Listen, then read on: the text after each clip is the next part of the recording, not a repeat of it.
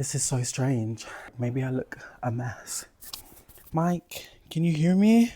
I guess I should just get started.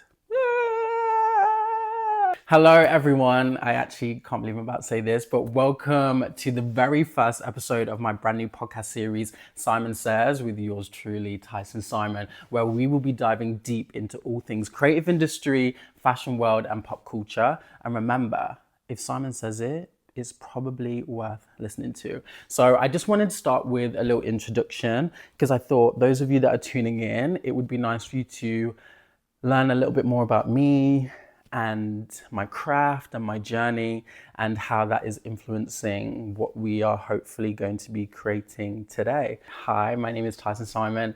I am a professional dancer, teacher, choreographer, and newfound stylist from United Kingdom. I was born and raised in Leicester. I'm 26 years old. I can't remember if I already said that because I'm nervous. For God's sake. I started dance at about 10, 11, 12. It was something I just always did growing up. My mum used to film me freestyling in my living room, in my garden, on the park, here, there, and everywhere. And she just kind of saw that it was something that I was really passionate about. I will insert a clip.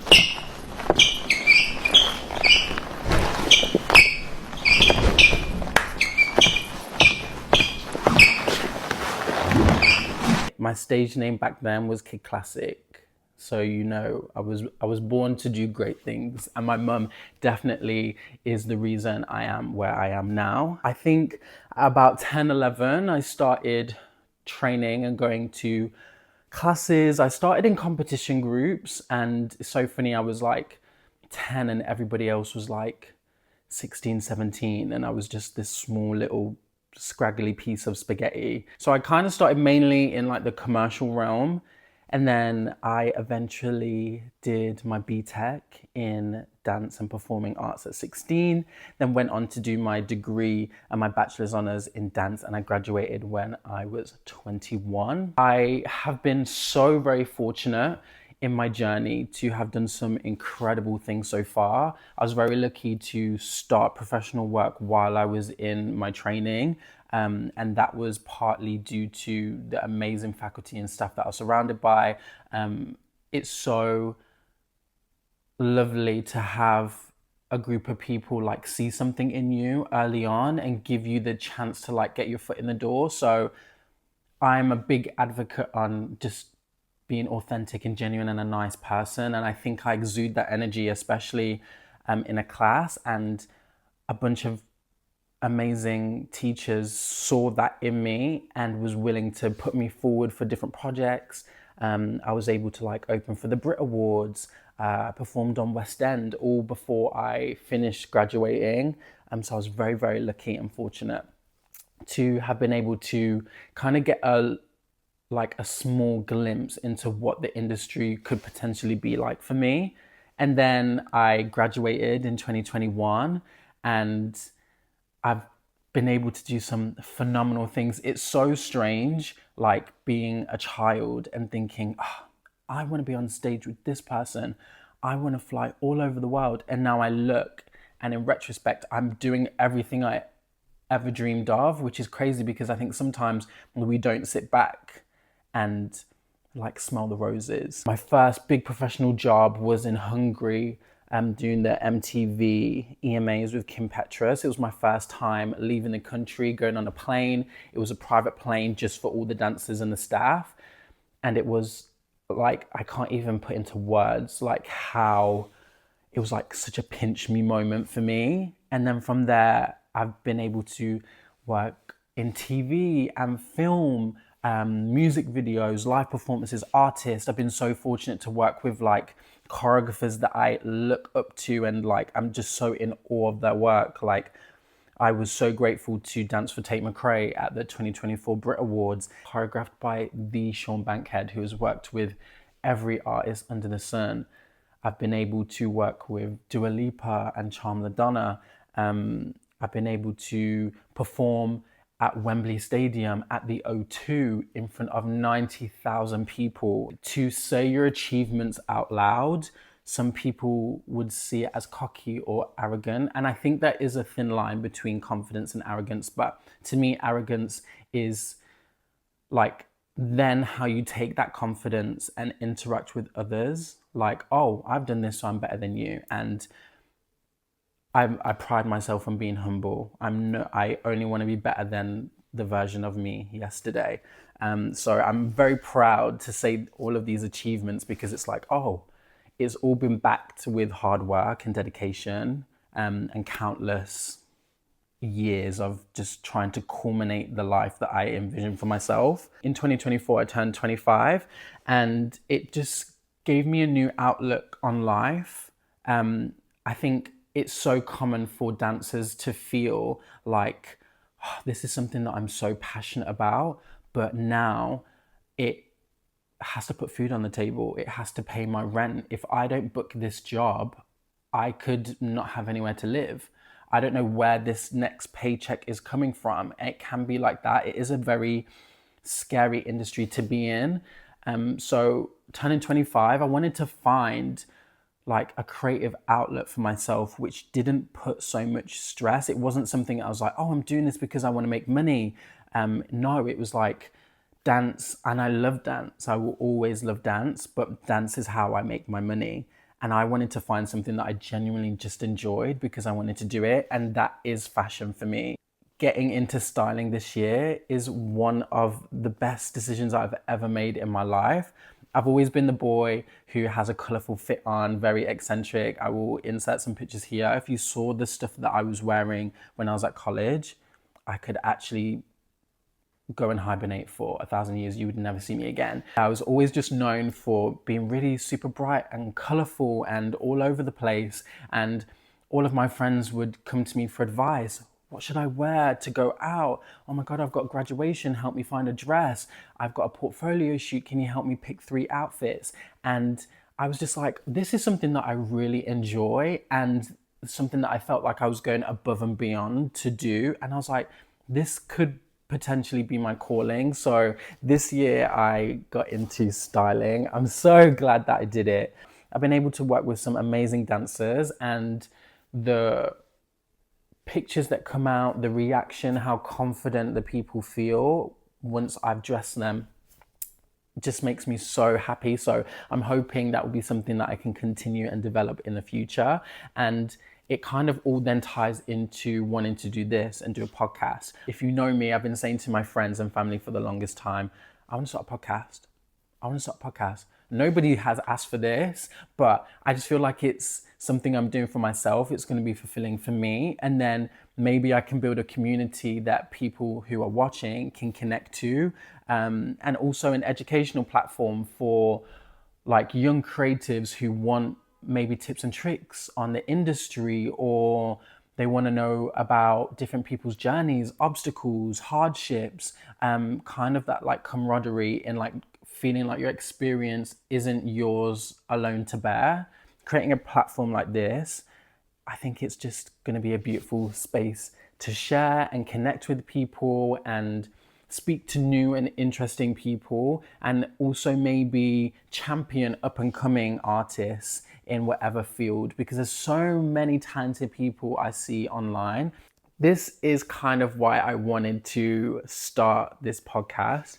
And we have some amazing things coming up, and some amazing guests as well. And today's guest is someone who's very near and dear to me. So I think we're going to have a good gig and a gag, a good spilling of the tea. We're going to get into lots of information, and I hope that you guys enjoyed this first episode. So let's do some housekeeping rules. Please, if you like this video, if you're liking the content, if you want to see more, like, comment, subscribe. If you see me on your Instagram, on your TikTok, on your YouTube, on your Twitter, on your Facebook, any social media platform, give us a follow. Let's start to build this community. Slow and steady wins the race, but it would be nice to see like some engagement. I want to see your guys' thoughts and feelings on the episode. Is there anything that you connected with, anything you disagreed with, anything that you want to see in the future? Please let me know in the comment section down below. Who is ready for our first guest? Any guesses on who it might be? Let's see.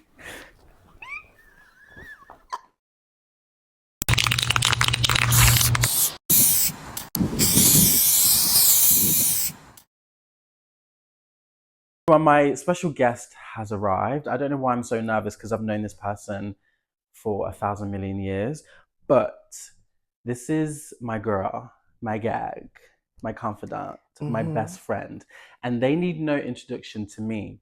But those of you that aren't aware, we're going to give you a little intro, and I've written something down for you. I've known this person for a whole decade, and I would be honored to know them a whole decade more. Please, everyone, join me in welcoming professional dancer, teacher, choreographer, and soon to be global music icon, my best friend, CRUZEJUDE!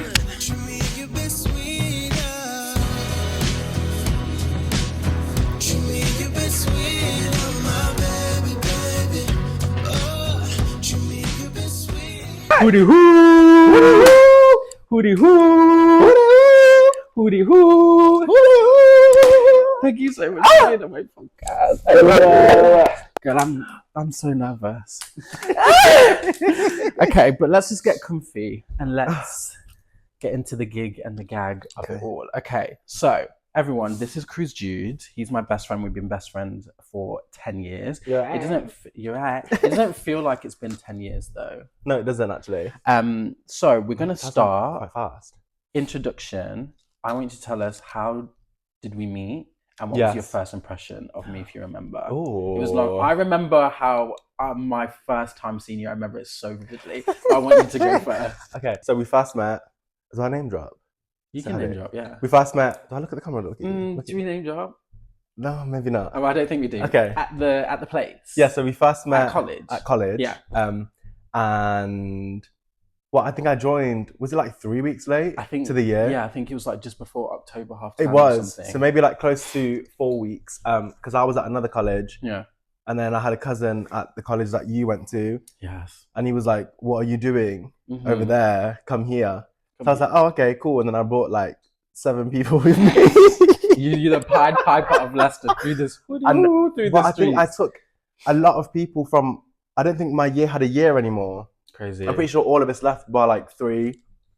And that's how the feuds begin. I know. Girl. And then I met you in a class actually, because my audition was a class because it was late. Slow. And then, but I don't fully remember the first time we first like. I don't remember the first interaction, but I remember the first time I saw you. Right. Because you was it like, guys, Cruz, we've got so much to go into, but Cruz used to have this camouflage rain jacket he used to wear every day, come rain, shine, snow, sleet. KWD, Kings Will Dream, it's not a sponsor. There you go. But Foot Locker. But you used to wear that every day. And I remember you was outside the common room, standing, and I think he was maybe with like Renee and James. Oh my god, that was my crew. And I was like, who is this? I've never seen this person before. And then I was like, oh my god, it's another black person. Oh my god, I remember you telling me this. Oh my god, it's another black person. So I want you to tell me about your creative journey. Oh god. The highs, the lows, the important bits. Give me like a brief overview of like how you got into the space and how that's now brought you to where you are now. Firstly, I fell into dance. I say by accident. It was by accident. You remember UCAS at school? Yeah. And like your points and stuff, and like GCSEs, and like trying to apply for colleges, whatever. I was in my music class with my best friend at the time. His name's Kira. You know, I don't pay attention. Yes, Kira. I clicked dance instead of drama. I wanted to do drama because drama was one of the only GCSEs I have. I think I have 3. Wait, what is it? I've got English, I've got RE, and I've got drama. So if you ever want to talk English, be dramatic about the Bible, you're on Girl. it. And I said, when Jesus says. When Jesus says yes. Nobody can say no. Yes. And I got a C. So thank you very much. Come on, Jesus. It's not religious at all. Literally. Ooh, don't gag me, yo. But yeah, so I went to my audition was actually around the corner at that theatre. Yeah. Yeah. At that theatre. In this home, I used to have this binder that I bought from Tesco. No reason. It was big and it was purple, like a light purple. Oh my god! And then you used to like clip it. Yes, the yes, clip yes, ones, yes, the big ones. I used to have one of them, and it was just full of empty sleeves. And then I think at the front had a couple of things that I thought I would have needed because I asked my drama teacher what I would need. She's like, take this, take this, take this. I was like, okay, cool. I get there. I'm like, hi, I'm here for the drama audition. They said, who, what? I said, this is a dance audition. So I said, okay. Guys, I have to preface this by saying, Cruz before the age of 16, 17 had not done a two-step, a pop or a lock. I'd done this. A shuffle ball change. Like, he was doing the Renegade before the Renegade was a thing. I was a Renegade master. Not a single thing, not which I think is insane. But I think I just kind of threw myself in the deep end by accident. So I didn't really know what I wanted to do anyway. Everyone knows that I kind of just wing stuff. Yeah, girl. Can I swear on it? Yeah, girl. Yeah, I wing shit. Yeah, wing shit. I do wing shit, and I'm like, okay, cool. So I got in there, and what did I do? Sorry, she's Gaggy. Who is that? Which one? Left, purple bits. This one. Oh, this is Sakura. We just locked eyes. This is the Seraphim. She's T. Isn't she so beautiful? That's what you dance for. Yeah, bitch. I said, act like an angel, just like crazy.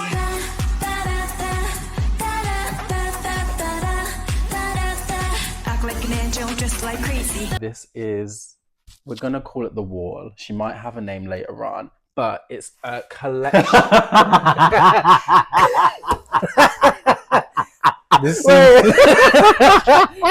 Why did I look?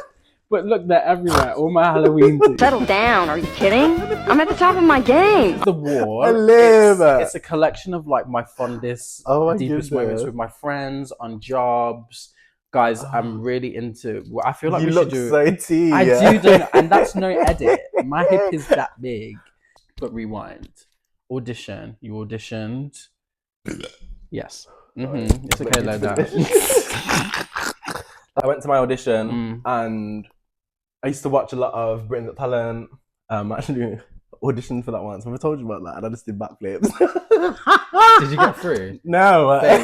Me too. Me and Lucy auditioned as well. The one in town? Yeah. So did me and James. It might have been. So I went in there and did what I did best. And my music taste has always been all over. I went in there and I was a two-step to Skinny Love by Barbie.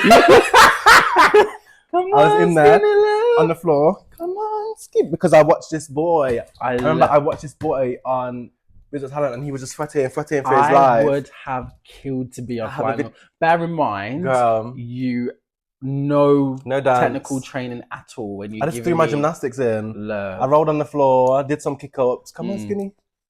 I would have loved tumble, to tumble, see tumble, this. jump.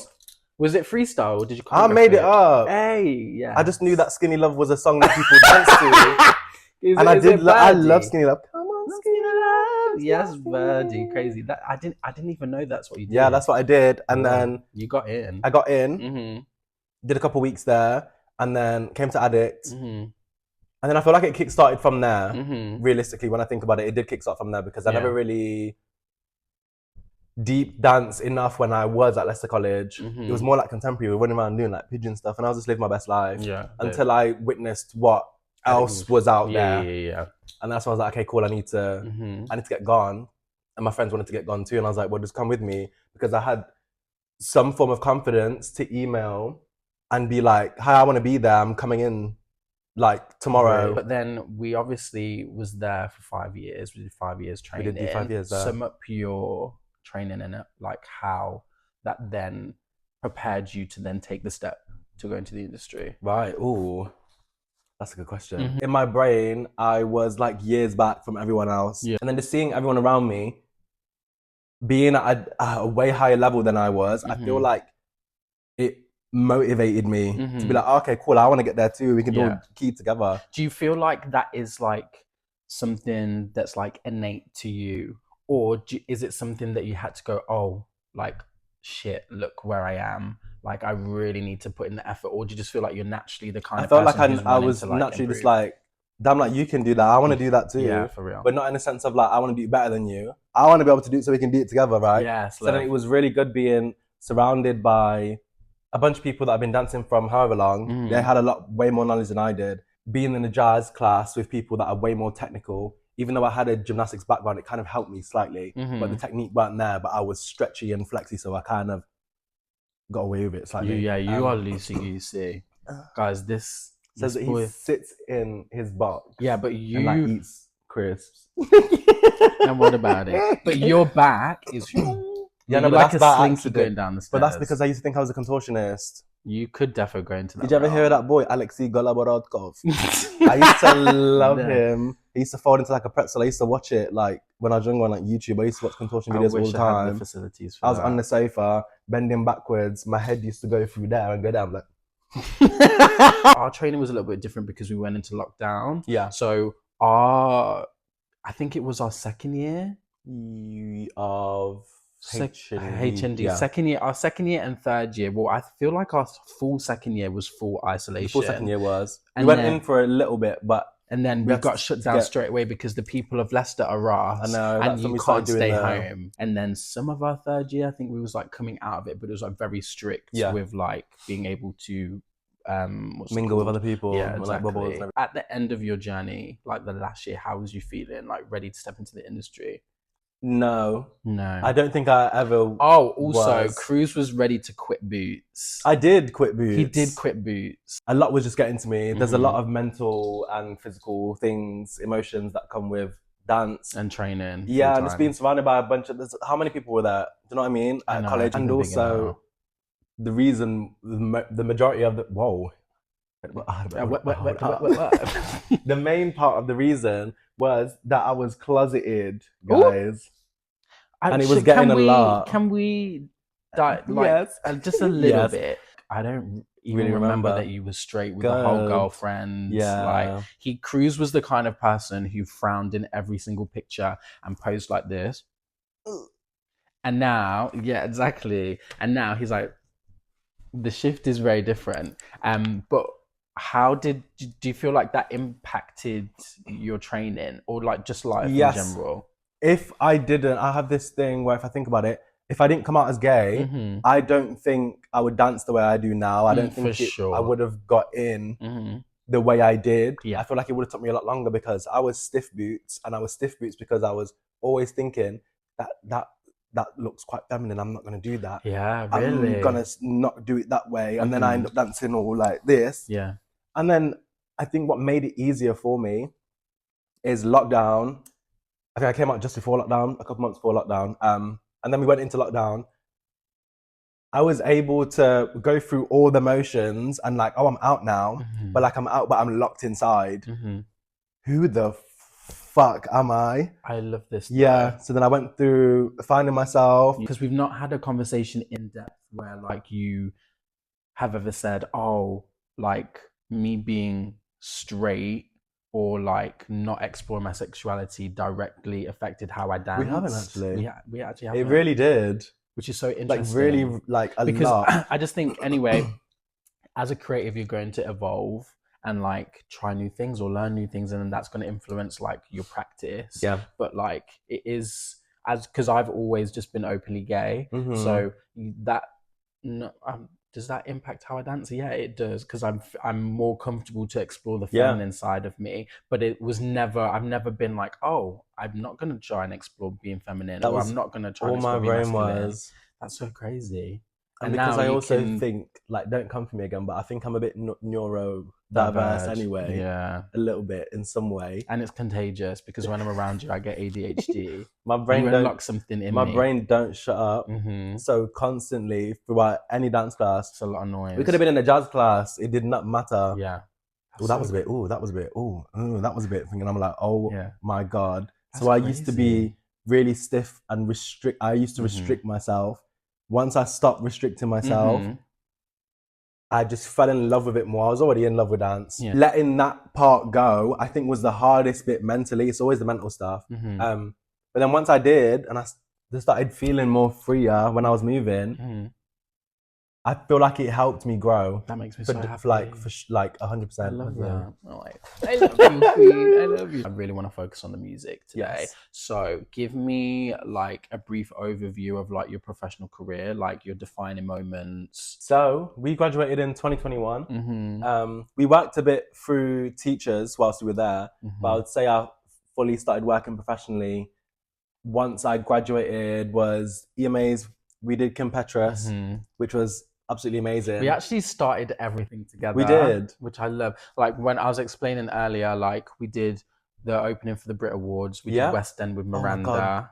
And then we did EM Crazy. Guys, I am going to try and find a clip. I tell a man's not hot. I tell a man's not hot. The girl told me, take off your jacket. I said, babe, man's not hot, never hot. I tell a man's not hot, never hot. I tell a man's not hot, never hot. The girl told me, take 2 + 2 is 4. Minus 1, that's 3 quick maths. I skipped that.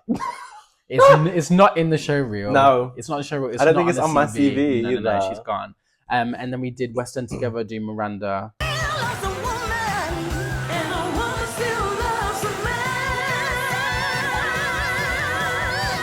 And because it was still quite recent for me, like coming out, it was really nice to go into work where Kim Petras was, you know, she was having us beat us, which is fab. My coconuts. You can put it in your mouth right now, right now, right now, right now. You can put them in your mouth Babe, right now, we was right now. in lingerie. Bear in mind, we was told you're probably going to be kicked off the stage and arrested for doing this because It was in Budapest, Hungary. Yeah, Hungary is not the most progressive when it comes to like women's rights and LGBT. Even though at the time, what was it? The Prime Minister was running from a gay orgy. Plug that tea. We did kind of get in at a point where it was still a bit different. It's a lot different now and a bit more accepting. The industry is so ever changing, but like it really was like to be a booked, consistent, longevity male dancer, you need to be hyper masculine. Yeah, I do get. I think you need it. You need it because regardless of, I was in a different mind frame then where I felt like everyone was telling me to stop being gay, which wasn't the case. Yeah. But at that point, it was very much, it felt like hide that and just do this. Whereas now I get it because in the sense it's, I can act straight to dance and make some dollar. I'm good. I want money. Do you know what I mean? Guys, please, money. Please do straight my voice. Be so. Oh, we telling me, boy. I like it. Yes, like commercially, you are going to book more being masculine because it's just a bigger. Well, yeah, it is. It's just a bigger audience to attract. But I think fulfillment-wise, like being able to dance how you want to dance is important, and then finding the balance between like being able to dance how you want to dance and then dance for what the industry requires you to do. Can you give me 3 dance career defining moments before we wrap up? So, Snow White the movie, did the Scully crew for that all the way through to the movie. It's the first one that I did the whole way through. Yeah, love that. Guys, movies is where the money is at. It is, and it's also so many fucking good memories because you meet a lot of people that you wouldn't meet. Like both of the worlds, like MT and commercial, they kind of cross over. And I'm quite a hermit. I don't really go outside, so it was nice to meet people from a whole heap of different generations. People that would like. I remember, I can't remember his name, but he was amazing. He was this older black guy. He was a locker, dancing for Meta. Yes, because that was defining for me in the sense of 1, her music's insane. 2, it was my first time working. Well, no, not first time working with an American choreographer, but working with someone that I look up to a lot. That isn't from here, if that makes sense. Who choreographed it? Calvit and Sarah. Like I've known who they were for ages, obviously with Calum as well. Yeah. And being able to be in a room with them, it was so unexpected as well. I took it. I took it and I had the best time. It was an amazing group, amazing job. 3rd Girls Aloud tour. I will never not be able to think about it. Oh, for sure. I have your ticket, the ticket you gave me on my mirror. That is so cute. So Cruise toured with Girls Aloud for their reunion tour. It's probably the last one they're probably going to do, right? I think so. It was I had the motherfucking best time. insane to watch your friend be like like hundreds of meters away on stage, like woo, woo, woo, and then like the crowd is screaming, and then you're giving me mass because you know Beth Honan is gonna give you a boom shaka cut cut cut, and then you've got a fan and you're in a heel. Yeah, It was a perfect I job had for the you. best time. So good, so The proud. best time. I got to queen out. I got to give mask. I like doing both, and the fact that I was able to do both in one. and also with So a good. lot of people, like you make a lot more what's the word, like deeper connections with people as well. It was really nice. I love this for you. Yeah, it was tea. Okay, on to the next segment, because you are multifaceted. You don't just do one thing, and I tried to do 12. yeah, I tried to do 12. Then I have a breakdown. But those people that know you as a dancer might not know that you are also a singer and a musician as well. That sounds really weird. I love it. I don't know if I like it. Give me everything. You're a global pop star in the making. It's come in. So my first question to you is how crazy beats. How did you begin to pivot into music? Was there a catalyst? Because I know you've just always been music, but how did you start to get into it? Was there like a defining moment in that as well? Yes, actually. Go on, give it to me. So I've actually deep in it. I've been making music for 6 years. Really? Babe. And I used to make music on my iPhone at the time, my AirPods, GarageBand, still leasing the beats, and I'd be recording through my AirPods, and they sound like death. I didn't. I know. Obviously, I know it's been a while, but I didn't realize it's been that long. It's been that long, yeah, because it started in lockdown again. Because after, I don't know how we had to dance in the living room and this, that, and the other. So do you feel like it was lockdown? It was definitely lockdown, yeah. Because I indulged myself in so many different things. Yeah, but like YouTube, I'm a big YouTube head. I always have been. I was brought up by the OG English YouTube. Do you know, like Alfie Days and like Zoella and everyone, all of them. But getting into watching videos of people making music in like their bedroom, and I was like, I love music. Bearing in mind at the time, I still don't think I can sing now. I think I make noise that sounds good and like a feeling. That's how I describe it. Do you see the way I like the camera right now? Please show. I just think it gives a feeling, and that's what I go for.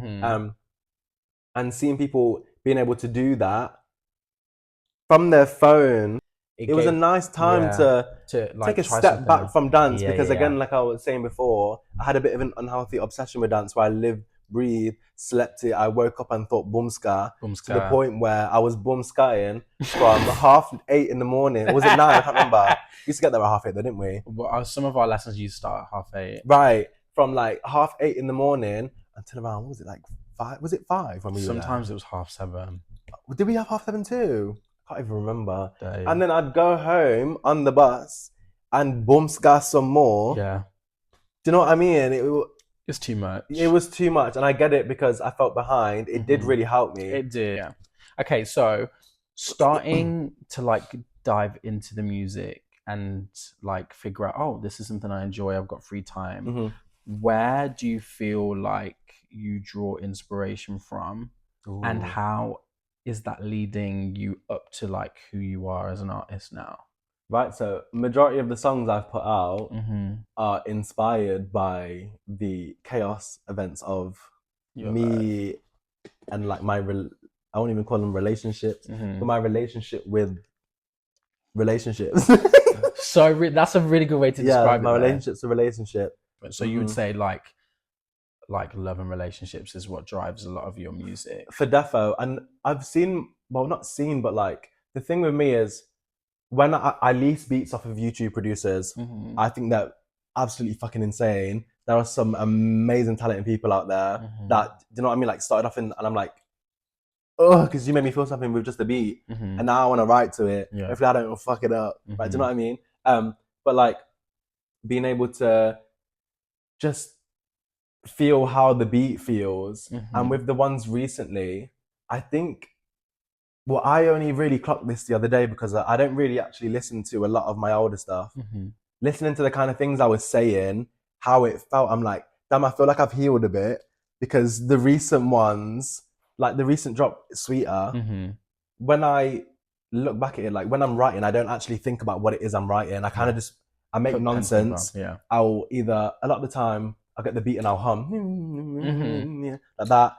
Make words from it, and then there's also a lot of times where I'll start with lyrics, before I start humming and to see what happens. I don't really look at or think about what it's about until I finish the song. I take a step back and I'm listening to it. I'm like, oh, is that how? Do you know what I mean? Yeah. Is that how I really feel? And then listening to the ones recently, they're more about my relationship with myself, kind of, rather than someone else being the main factor of, oh, this song is But I love for that, you like, or about you. how there's like a clear evolution in like you as a dancer. There's a clear evolution as you as like a artist and a singer. Like we spoke about this the other day. We went on a hike, guys. It was my first hike. It was so cute. But like how like you would look back on how certain situations have made you feel, and then how that's like impacted you moving forward and influencing how you interact with other people. And now it's like, oh, like actually, if I look back, I don't actually feel that way anymore about myself or about that person. Like you can start to feel the cracks healing a little bit. There's like, I used to listen to like them sad like lo-fi like beats, and that was my chill shit because girl, I was depressed, no shade. That definitely influenced me. After this, I want to show you some of that music, and I think you'll kind of see where I'm coming from.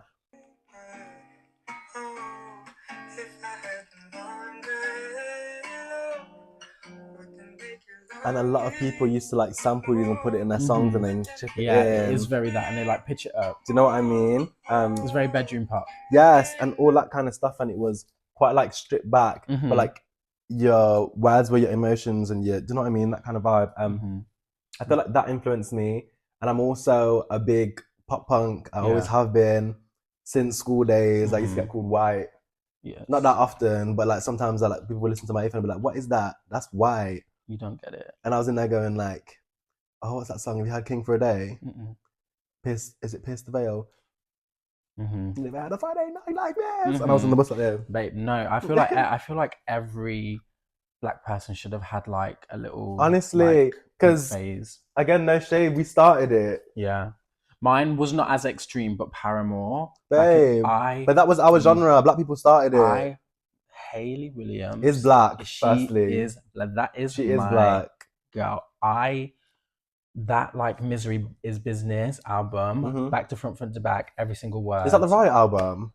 Yeah. The right one's T, bitch. And then the one with the butterfly. Yes. Oh my god, honestly, I was on it. Is that the one with Only Exception? Yes, bitch. What was that one called?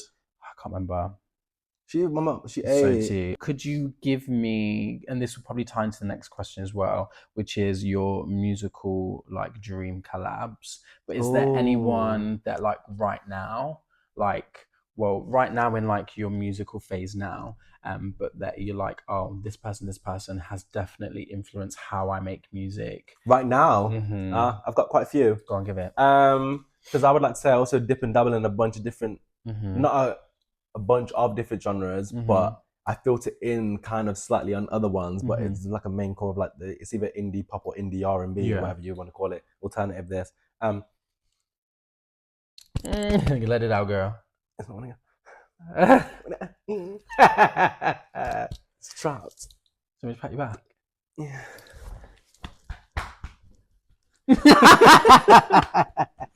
People that have really influenced the way that I make my music, like the sound and everything that I get. First of all, the first one was always Youngblood, because I used to make pop punk indie. I used to make a lot of like indie band type like songs without a band, just with like the beats and stuff. Youngblood, Role Model is a big one for me right now. Omar Apollo, Daniel Caesar, mainly for the tone of his voice. Yeah, for sure. It's so disgusting. It's perfect. It like tells a story. It is perfect. Right now, there's a lot of Destin Conrad, because with like the R&B influence, like my dream thing I've always said is I'd love to R&B and like anything alternative and just kind of blend them. Yeah, for sure. And I feel like that's kind of what I do, because no shade, I'm black. No matter what I do, it's going to be classed as some form of R&B. Do you know what I mean? This is very true. So, you get pigeonholed for sure. I'll make it hard for you. One person to collab with. One person to collab with would be Omar Apollo. Really? Yeah. So cute. Feelings nasty, and he's sexy as hell. Sorry. You ain't getting nothing done in that studio. Omar, if you can hear this, hit him up. You're right. Let's collab. Let's listen to a bit of music. So we are going to play a little game. I'm going to give you 5 spaces, and I'm going to play any of your songs at random. Oh! You don't know what's coming next, and you have to place it 1 to 5. Okay. So you have to be strategic about where you're going to place it. Are you ready for the first song? I think so. Oh, 3. 3. Yeah. Okay. That's This safe. is safe, guys. Feel the music in my heart. Know that we will never part. Okay, we're locking it in at number 3. 3. Okay, Slave. So we've got safe at number 3. Next. Need me 2. 2. No, 1. 1. It's 1. Far distance is a fate. Baby, I don't want to step back. But if you hold my hand. Oh, so good. And, it's a bit depressing though. But it's like it has this like I love depressing lyrics young love with a good beat. like growing heart. Yeah. Kind of coming of age, but not coming of age because I was already of age. Yeah, but we're always coming of age. I know. Okay, so we've got Safe at number 3. Safe at number Then 3. we've got Need Me at number 1. Yes.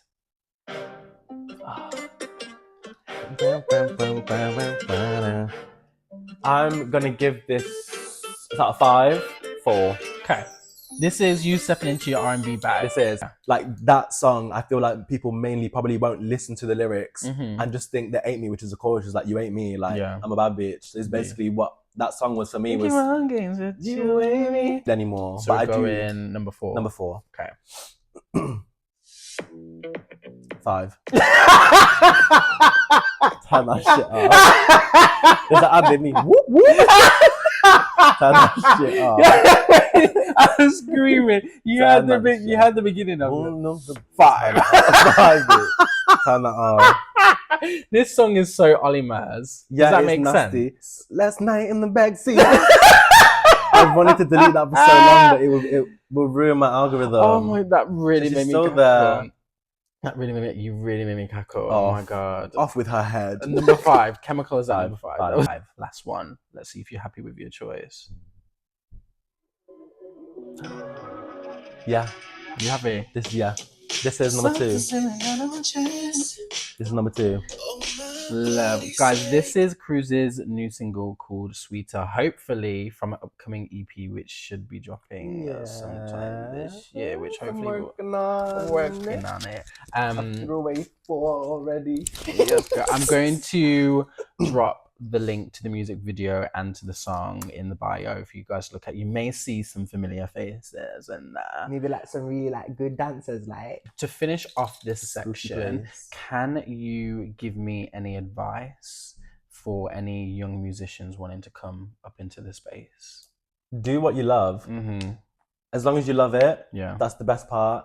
And also don't be afraid to try new things because I'm about to turn 26 and I've only just started doing this now. Like I didn't really post music on my Instagram. Yeah. It was very dance based. I'd probably post a snippet or 2 on the story and I've got you and Holly and everyone barking at me, post it. And I'm like, maybe like in 6 months. Crazy. And I was like, do it now. Do you know what I mean? And I feel like once I did it, there was so much of a weight off my chest and there was nothing even weighted on my chest, if that makes sense. Yeah. Like as a dancer, a lot of the stuff you do is going to be backup. Yeah. You're framing. You're not the main somebody else, focus. you're You're always highlighting somebody told else. like you're not the main focus. the main focus And is now this like you're stepping into a space where everything that you do is you. yeah, which Like, is it's been The really hard to navigate. the music, where you play, do you have dancers? What does a music Do you know video? what I The main mean? focus is you every time. So it does sound like it's something really daunting, but like It's not as bad as I thought it was going to be. props to you for doing it, mama. Mama, you'll be doing it soon. Yeah, let them know. Anyway, can you give me one up and coming artist that you want to push, that you feel like you love what they're doing and you want to give them some more exposure? So some more firstly, I people? say up and coming, but they're way more coming than me, mama. Right? But Leonie Biney, I love it just goosebumps. Sophia She Buell. also gives me same like space as like a Rachel I was gonna say Chinariri. Rachel, Do you know what I mean? yeah. And I just love to see black people do music that you're not expecting them to do. because it's like Like just make music. No, I don't want to rap. You don't have to. But if I did, You would. And I you would did eat actually. It. Do you remember? Yeah. It's getting loud in this motherfucker. We're going on I'm here to. too. I love you. We're going on to the next section. So we're going to take a little quick break, and we will be back in a jiffy.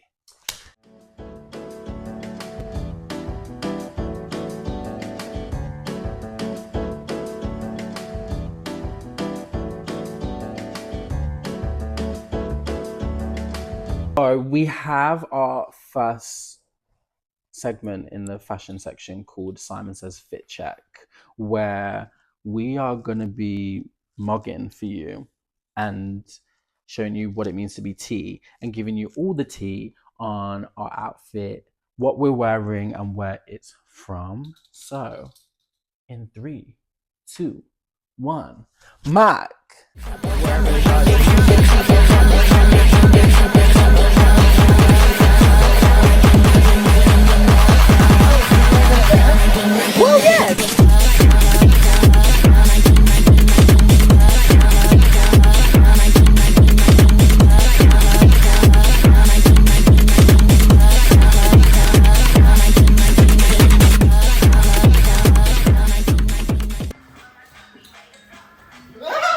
Okay, I want you to describe your sense of style in 3 words, or you can give me a sentence. Okay. Very much like messy, older brother, 2000s. Yes, Lo. A bit. You are. It Like- just sometimes it does lean into like Jackson from Hannah Montana with the polos. Yeah, like it a big does. baggy I oversized do polo. love like I would never dress like, do you know, like preppy? You can do preppy really well. I love a bit of prep. You look really good in prep. I don't believe I do. So then if I can have like a messy preppier prep version, Yeah, so yeah, it kind of yeah. looks a bit like not smarter, but a bit Yeah, more yeah. cleaner. But like rather than like if we was to go like black tie, you would lean preppy rather than like formal, which I really like. Yes. Do you know what I mean? So Yes. it's like you're giving a bit of the smart, but you're not losing But you. yeah, Do you know what otherwise I I love feel really that. uncomfortable and I want to take it off. I'm screaming. So we've gone messy. We've done older brother 2000s And unbothered. unbothered, effortless. Effortless. You are very effortless. I Can never- you tell me any like childhood fashion influences you have? Whether it be Yes. like music or artists or like yes. Or like TV and film. Like, was there anyone in your life where you're like, okay, this person has this shit on. I want to wear what they're wearing. I want to look exactly like them. Okay, so I definitely took inspo from like Shigo, but I would say it was less of the Kim Possible, Shigo. Yes, less of the I want to look like them, because at this point I was still straight, but in my brain, Yeah. if I was to be a girl, I would want to look like Shigo. Do you know what I mean? She- Obviously a black she's version. fab. But We have to do her for Halloween one time. Mama, We have to. Halloween in LA. have you told them? Guys, we're going to LA in October. So we're going to see you at WeHo. Yeah. So, Quenlin, Blackwell, I'm talking to you. Lorraine, we're coming. Do you want to be best friends? Because we want to be friends with you. You should do a nasty little swoop. Yeah, but Halloween in LA, LA. I'm gonna eat down. Oh, it's gonna be so fun. I'm gonna eat down. So excited. The fashion, I can't. Oh my. The sun, the good times, the memories. Want to be there for 3 weeks. Oh my god, I'm so excited. It's all I've been thinking about, and it's come run really quick. We've only got like 2-3 months left. Bumba clat. I know, it's gonna be so gorgeous. I can't wait. And also, I've not been there many times. I've only been there once, but to be there for a lot of your lot's first time as well, because of the way I know that it made me feel. Yeah. Like even stepping back from the dance world for a sec, like just the place in general, and just seeing obviously the life that our friends have built out there. Yeah. It was like, Oh, I'm so excited. I can't wait. it was really fucking cute. So you said Shigo. Shigo. What And else? definitely with my music taste, because like I said, I didn't grow up listening to rock music. I grew myself up listening to rock music. A lot of like, you kind of found yourself. do you know what I mean? Like I'm Caribbean. Like a lot of my household was R&B soul, or a lot of bashment dancehall, soca reggae. music, Jamaican Antigua, and like, do you know what I mean? All that kind of sorts, and like growing up and finding different types of music and seeing different genres and like, oh, they just like this, or they just like this. Like, I'm not like, no, I don't listen to like heavy metal or nothing. Sometimes them forget heavier that. stuff, I can get down with it, mama. Some Ghost Main, give it to me. But I do also feel like a lot of your like you do lean punk yes, and alt in a lot of yeah, places. Like for sure. it can go to such an extreme, which I love to see, but yours is like a dip. It's like a little splash, which I think is really nice. It's more like comfort for me. I feel like half of the time we're dancing as well, so you just got to be comfortable Exactly. in the dance thing as well. Yeah. I'm trying to step outside of that a little bit. I feel like the past few years have been like, everything in my wardrobe is dance stuff. It's all black, it's boring, it's joggers, it's hoodies. I actually want a nice pair of like statement jeans because I feel like when you find like that jean, like this is my jean. I love those ones. I'm never letting them go. The what? Are they ASOS? No, these are Zara. Oh, this is a full Zara outfit. Your favorite like outfit, clothing piece, accessory in your closet? My jewelry.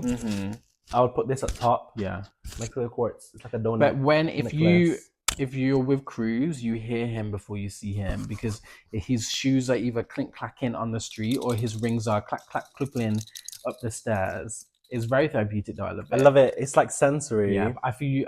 When I think of you, I do think of your accessories, like your rings especially. Give me like your fashion do's and don'ts. Yes. But obviously, like fashion is subjective, so it's not for us to be like, don't do this, don't wear this, because do and wear whatever you want. Wow. But like for you, like what do you gravitate towards style-wise? What would you like steer clear from? Me, I gravitate more towards baggier bottoms, Yeah, jeans, me too. joggers, shorts, mainly because my thighs are really, I've got thick thighs, but small ankles. Top-wise, crops. For me personally, I lived in crop tops for about 3 years. Like they were that was my shit, like the crop bears, like talking about like up here, like I had tan and everything. I love. But because I've been getting older, my body type's changing and stuff.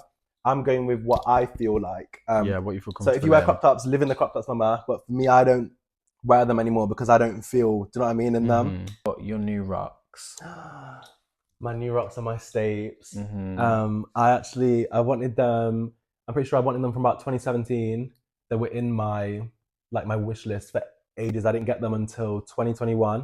When I lived in London for the bit and I was subletting. Bought them for a present for myself for doing Snow White, and I was like, I literally like, I wanted to. It's so you. I wanted to cry, so you, but they looked too new. So when I was out, I was dragging my purposefully. I was dragging my foot and like kicking curbs and shit. Yeah. Because I like stuff looking way more worn in. Yeah. I don't think I look nice in clothes that are like pristine and like obviously if the situation's given that, like if you invite me somewhere, I have to look. But your really, own really personal respect. style. Do you know what I mean? My own personal style. I don't mind if my jeans look like they need ironing. But I ain't got time to Do you know what I mean? It adds to the last section for the fashion segment, creator of the week, with our creative section highlighting people that are up and coming, people that like are inspiring. Our gorgeous friend Saffron Fisher. Oh my god, I love her down. She's so inspiring. She has a series on TikTok called Saffron for Sure, where she like breaks down, gives you like information, and it's like proper like scientific information on color, on like proportions and all of that stuff, and just to see like how hard she grinds because she's a professional dancer as well. And I feel like the past year or two, she's really been getting into the influencer bag. Yeah, she's pivoted into the fashion and influencer space. And she also has something about her, where when you listen to her videos, you don't want to scroll. No. So you just gravitate towards her. We saw her in Manchester the other week when we was on a job, and it was just the most wholesome experience ever. Like, I was like, Cruz, like, oh, this girl, she's filming in the distance. She looks body tea. Bear in mind, we were walking to Asda. Yeah, we had no business. There was no business us being on the streets, and she was like at Trafford Centre, and she says she never goes. And I was like, oh my god, she's so teen. I was like, she looks so familiar. And then all we hear is, ah! And she comes running over, and she's so excited to see us. And it honestly made our whole week. We just spoke about it the whole time in Asda. It made my whole day. It was so nice to see. But she's really inspiring. It like inspires me to get on my my content bag and to like not sit around and procrastinate. Saffron for sure. Saffron, this is your formal invitation to come onto the Simon Says podcast. I would love to have you if you. And this is your time, mama. Yes, if you wouldn't mind coming down to my ends, it would be so great to have you because I think you're amazing. Secret location. Shh. but that is the end of the fashion segment, and we are going to take a short break, and then we are going to move on to pop culture. I'm about to pop this ass. Intermission time, y'all.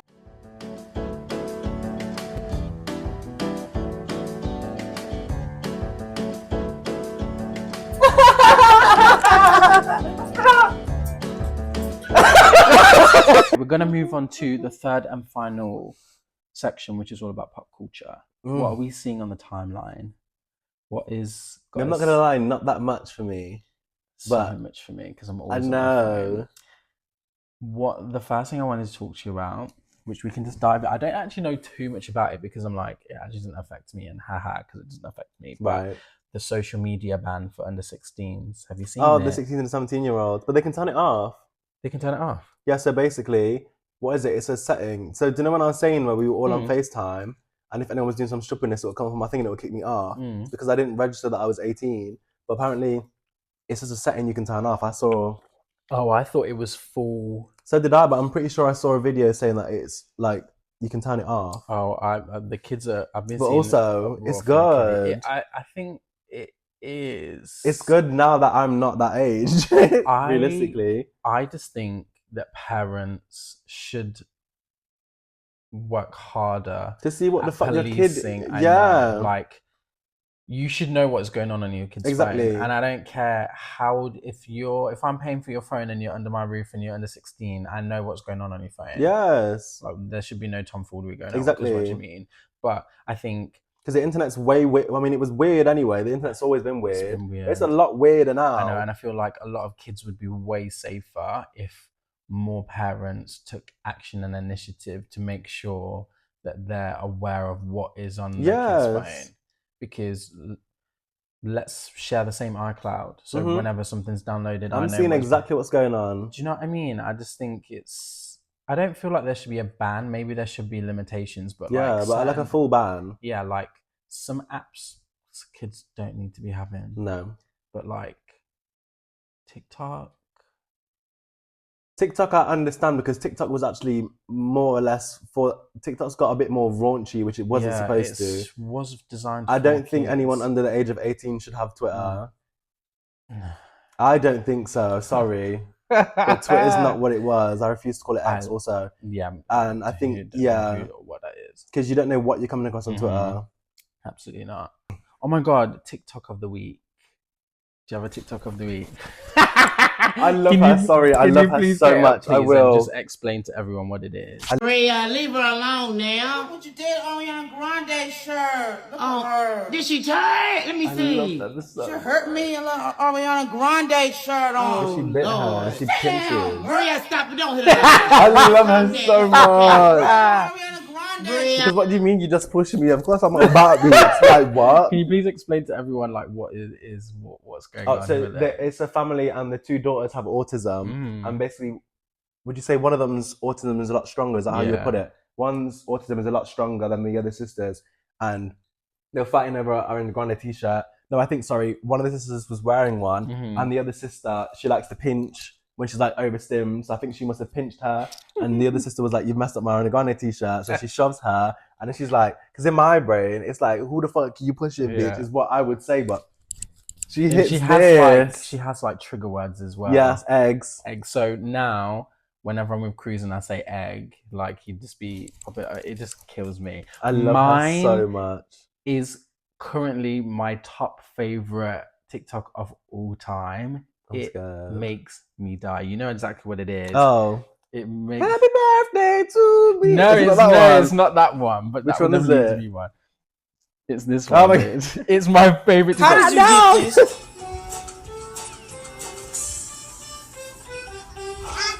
I'm finna whoop you. I'm finna whoop you. She don't give a hot diggity fuck. She don't give a hot dog. A hot diggity fuck. This video brings me joy. Tears. Also, last segment, we're about to come to an end. I want to do Song of the Week. Ooh. So this is basically going to be a segment where I pick a song, you pick a song, my guests, and then we make a playlist that like the community can interact with. So it's like by the end of this year, we can go through the playlist and like see what we've been enjoying. Yeah. So do you have a song that you're enjoying at the minute that you want to The add? Feeling by Steve Lacy. Is that the one with SZA? Mm-mm. It's not. It's the same album. Okay. The full album got released. So I think The Feeling was the what would you call it? The main single. Yeah. The main song of it. I think that got Steve released Lacy. first. Insane. Also, the story behind it relates to me. So emotional connection to it as well. Okay, we're adding this to the playlist, guys. Okay, so my song of the week is by this artist called Kylie Cantrell. Okay. She's like a Disney girl, but I feel like I've heard this name before. she's so beautiful. She can sing down boots. I played you the music video when you and Colby were here, and you were like, "Oh, she's really giving." I don't remember. You have to show me. And you said she's really pretty. Kind of JoJo. Yes, I think that's why I like Kind it. of JoJo. So yeah, I love it. So my song is Carrie Bradshaw by Kylie Cantrell. So I'm gonna put that into the playlist. We've actually finished the first episode. I can't believe it. Guys, I was really fucking scared to do this. But one, I'm with you, so you've made me feel you've made me feel so much more comfortable. Love you. And we've spoken for ages, and I feel like this is gonna be really fun to continue. I think it's really. Maybe other apps. Can I be behind the camera? Yeah, girl. Thank you. I think it's gonna be really fun to like create some kind of like platform or community where like creatives from all different like sectors of the industry can like talk about their experiences, the challenges, give advice, and then maybe when it gets to a place where like it has like a good audience, like provide a good platform for like up and coming people. That would be really nice. But I love you, girl.